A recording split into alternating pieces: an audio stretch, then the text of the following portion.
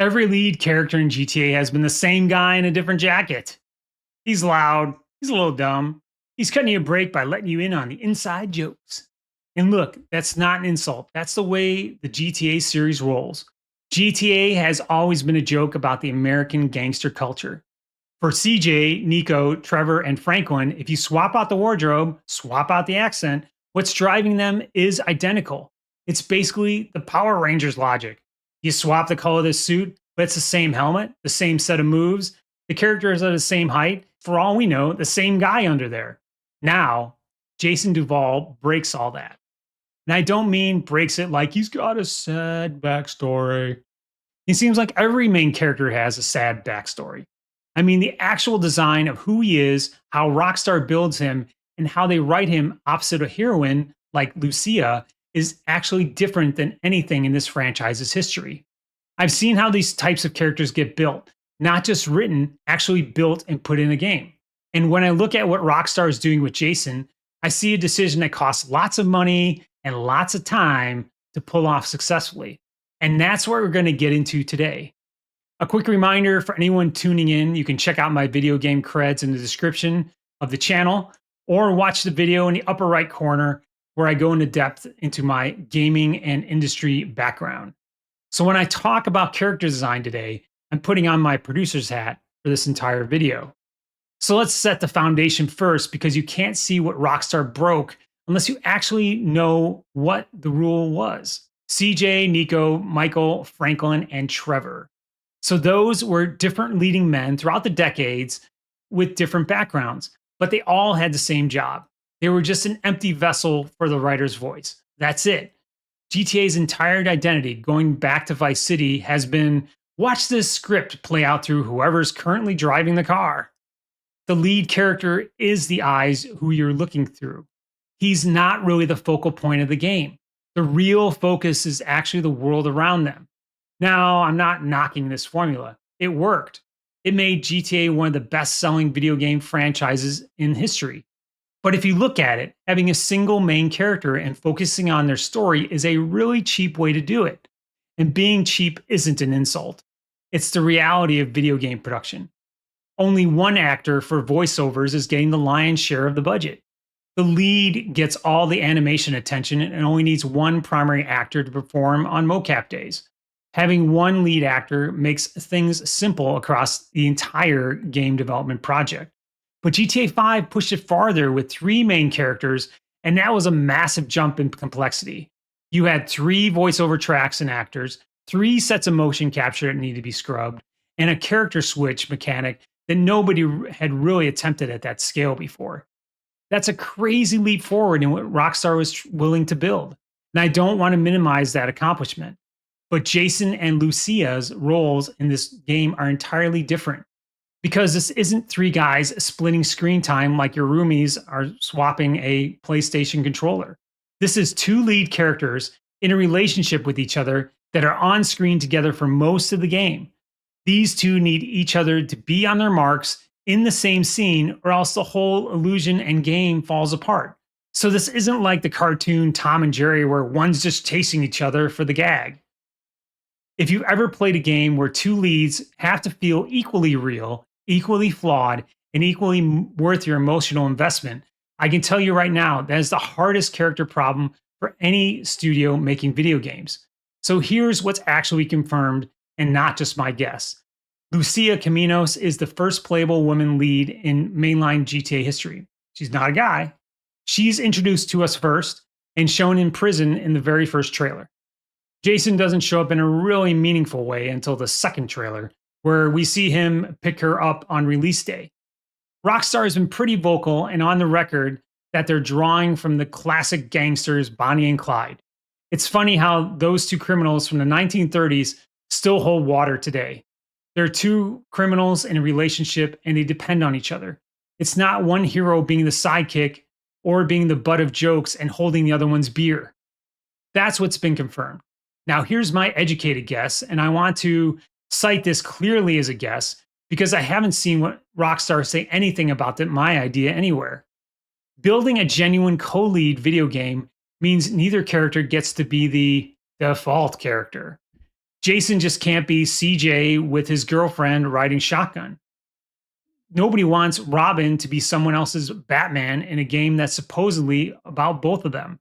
If Lucia's arc goes downhill the second that Jason shows up on screen, the whole marketing campaign behind the game collapses like a deck of cards. And even worse, you've just wasted the entire production costs of building her as a lead in the first place. Nobody wants to sign off on a budget to build a dual protagonist video game when one of them quietly becomes a bookend by the second act. My guess is that Jason is being written as a far less central character than past GTA leads on purpose. The reason is that the whole game doesn't orbit around him like past titles, and he's the equal half of a team of two. That's a real design swing. Most studios don't even attempt this because it's genuinely difficult to keep both character arcs compelling without one of them dragging the other down. Compare that to Red Dead Redemption 2, where Arthur Morgan is at the center of the universe, and even with that massive supporting cast around him. Nobody's confused about whose story that is. It's Arthur's story, no question whatsoever. If in GTA 6, if Rockstar has actually pulled this off, it's a much harder writing and production problem than building a story to a solid conclusion for one main character. Okay, this is where my production background actually matters, so let's get to the thick of things and talk numbers and pipelines, because this is the part that everybody skips over. So having two leads with a real relationship means two full mocap and VO pipelines running in parallel, not sequentially. You're not finishing Jason's performance capture and then moving the crew over to Lucia's. You need both those pipelines staffed, scheduled, and running at the same time because their scenes depend on each other. It also means the writers need to write branching dialogue that accounts for each character the player currently controls and how the other one reacts to that dialogue in the same scene. That's not just one dialogue tree anymore. You've now opened up a Pandora's box of possibilities. Every line that Jason says might need a corresponding reaction line from Lucia, depending on who's in control, and vice versa. It also means the mission design has to work twice. If Jason and Lucia split up for a heist, and this is already suggested by the trailers, somebody on that production team had to author two completely separate versions of the tension during the heist, two different versions of what happens if it fails or succeeds, and make absolutely sure that neither playthrough feels like the backup playthrough. Nobody wants to feel like they picked the mission written for the B team. Several games do this successfully, like Spider-Man 2, Assassin's Creed Syndicate, and Yakuza 0. And no doubt Rockstar has been heavily influenced by these games. I've managed smaller scale versions of this exact problem myself with Gears of War Judgment.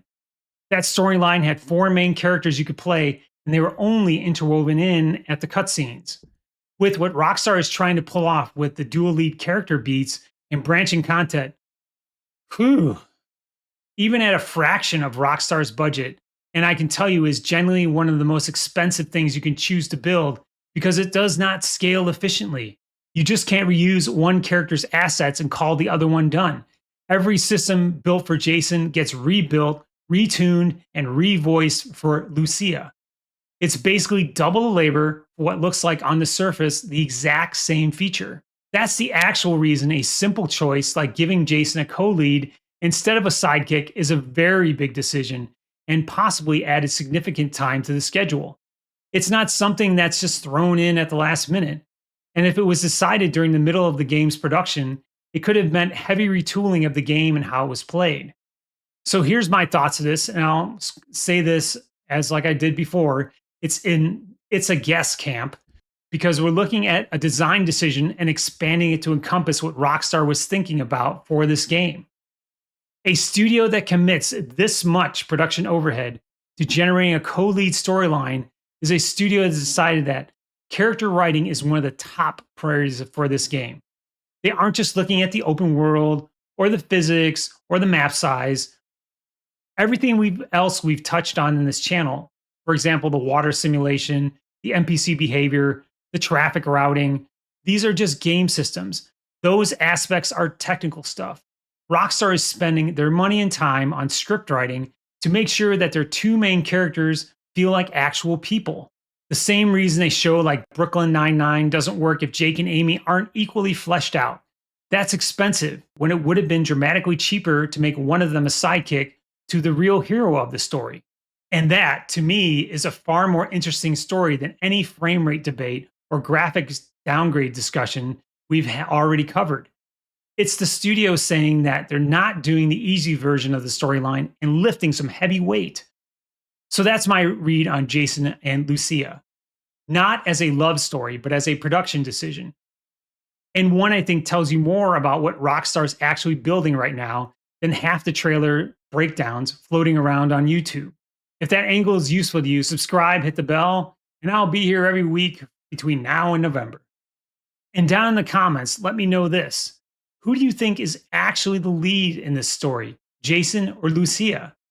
Not who you like more, but who do you think the story is actually built around? Thanks again for watching, and I'll see you in the next one.